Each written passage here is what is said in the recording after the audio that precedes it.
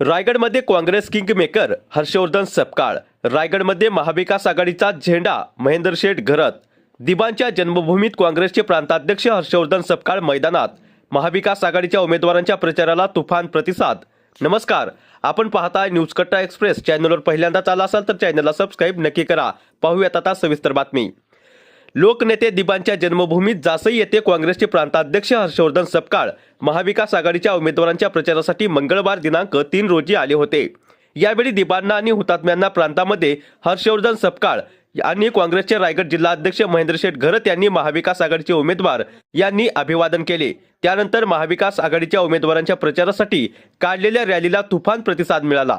जासई जिल्हा परिषद मतदारसंघात डॉक्टर मनीष पाटील, चिरनेरमधून ॲडव्होकेट अविनाश ठाकूर हे काँग्रेसचे उमेदवार उभे आहेत. पंचायत समितीसाठी जासई निर्मला घरत, चिर्ले प्रियंका मडवी, पंचायत समिती उमेदवार कविता पाटील, प्रारंभी गावंड हे सर्व उमेदवार महाविकास आघाडीमधून लढत आहेत.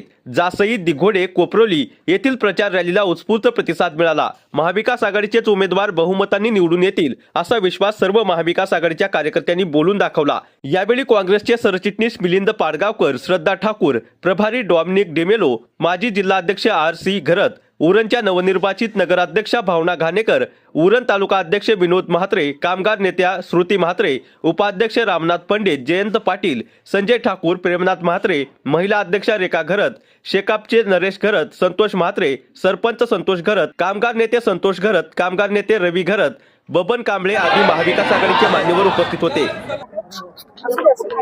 बरोबर आहे. सर, काय सांगाल, काँग्रेस पक्षाचा साधारणतः 3 ते 4 वर्षापूर्वी अधिवेशन भरवलं होतं आणि त्यावेळेस काँग्रेस पक्ष हा महाविकास आघाडीचा घटक पक्ष होता. उद्धव ठाकरे मुख्यमंत्री असताना त्यावेळेस बाळासाहेबांच्या नावाचा ठराव विमानतळाला एकनाथ शिंदे यांनी दिलं होतं. मात्र काँग्रेस हा घटक पक्ष असूनही त्यावेळेस विरोधात जाऊन त्या अधिवेशनामध्ये या विमानतळाला फक्त दिबा पाटलांचं नाव मिळावं म्हणून ठराव केला होता. हा एकमेव पक्ष राहिला आणि त्या ठरावाला आज जवळपास 4 ते 5 वर्ष होऊन गेलेली आहेत.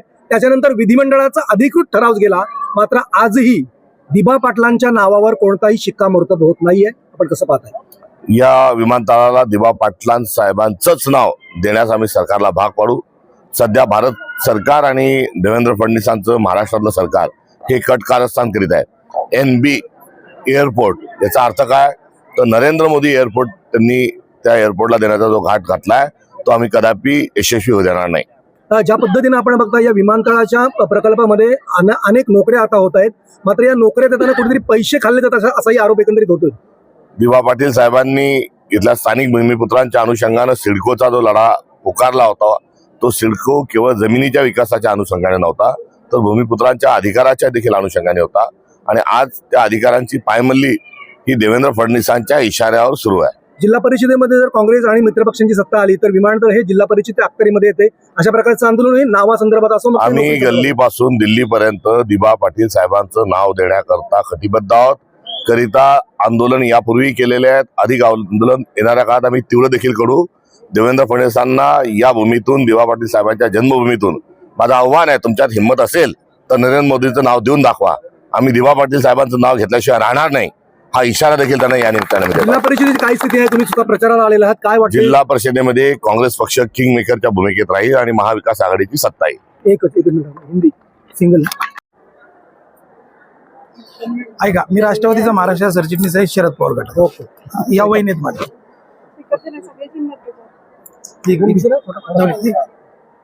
काय सांगाल, काय स्थिती आहे यावेळेला? जिल्हा परिषद जिंकण्याचा तुमचा मानस आहे, मात्र भारतीय जनता पार्टी तुमच्यासमोर आव्हान वाटतं? आम्ही आव्हान त्यांना नाही बघत, कारण का आम्ही कामातून आमचा लोकांसाठी तो आव्हान असेल, बघण्याचं आव्हान असेल, पण आम्ही कामाच्या माध्यमातून आमचा विजय आम्ही बघतोय. त्याच्यामुळे विजय तिथं नक्कीच आमचा आहे. काय वाटतं एकंदरीत ही स्थिती? मागच्या वेळेच्या पेक्षा जिल्हा परिषद पुन्हा आता पुन्हा शेतकरी कामगार पक्ष तुम्ही सोबत गेलेला, काय वाटतं जिल्हा परिषदेमध्ये तुमचा सत्ता येऊ शकेल यावेळेला? यावेळेला जिल्हा परिषदेमध्ये 100% सत्ता येऊ शकते, कारण महाविकास आघाडीची सत्ता आहे ती येणारच. काय विजन घेऊन तुम्ही चाललेला आहे? आम्ही विकासाचा विजन घेऊन चाललो. आज ज्या बीजेपीने 2014 पासून जी त्यांची निवड झालेली आहे केंद्रामध्ये या राज्यामध्ये, तर बीजेपीचं काम काय आहे? देशामध्ये भ्रष्टाचार अराजकता माजवलेली आहे आणि देशामध्ये महागाई इतक्या उंचावर गेलेली आहे की सर्वसामान्य माणसाला जगणं मुश्किल झालं. काय वाटते एकंदरीत स्थिती? यावेळेचे दोन्ही आमदार मैदानामध्ये उतरलेले आहेत, उरण आणि पनवेलचे. उरण आणि पनवेलचे आमदार दोन्ही मैदानामध्ये उतरलेले आहेत. रात्रदिवस ते मेहनत करतात. कारण आजपर्यंत जो ज्यांनी 2014 पासून या उरण पनवेलचा विकासाचा किंवा भकास झालेला आहे. एअरपोर्टचा तुम्ही बघितलं असेल, स्थानिकांना नोकऱ्या दिल्या जात नाही, पैसे घेऊन कामाला लावलं जातं. त्याच्यामुळं या उरण पनवेल विकास झालेला आहे. त्याच्यामुळं महाविकास आघाडीच्या ज्या जितक्या सीटा आहेत त्या येणार. आणि या आमच्या वहिनी आहेत निर्मला नरेश घरात. आणि ऐका, भावानी इतका वर्ष नरेश घरात यांनी जो विकास केलेला आहे की 30 वर्ष लगातार, पंचायत 15 वर्ष आणि पंचायत समितीमध्ये जे 15 वर्ष, या माध्यमातून आम्हाला जनतेला एकच आम्ही आवाहन केलं आहे की चांगला उमेदवार आहे, चांगला उमेदवार आम्ही दिलेला आहे. निर्मला नरेश घरात यांना चांगल्यात चांगल्या मताने निवडून दोन्ही जिल्हा परिषद आणि दोन्ही पंचायत समिती गण महाविकास आघाडी जिंकणार असं विश्वास आहे. 100% चारही येणार. इथले दुसरे जे आमचे झेडपीचे आहेत डॉक्टर मनीष, अतिशय चांगले उमेदवार आहेत, काँग्रेसच्या माध्यमातून उभे आहेत, तेही निवडून येणार. आणि उरणमध्ये झेडपीच्या चारी सीट निवडून. पैशांचा वापर केला जातो अशा- पैशांचा 100% करू शकेल, कारण त्याही विकास केलेला नाही, भकास केलेला आहे. कुठलाही मुद्दा त्यांना दाखवायला नाही विकासाचा, त्याच्यामुळे पैसा त्यांना वापरावा लागेल. न्यूज कट्टा एक्सप्रेससाठी उरण प्रतिनिधी विठ्ठल ममताबादे.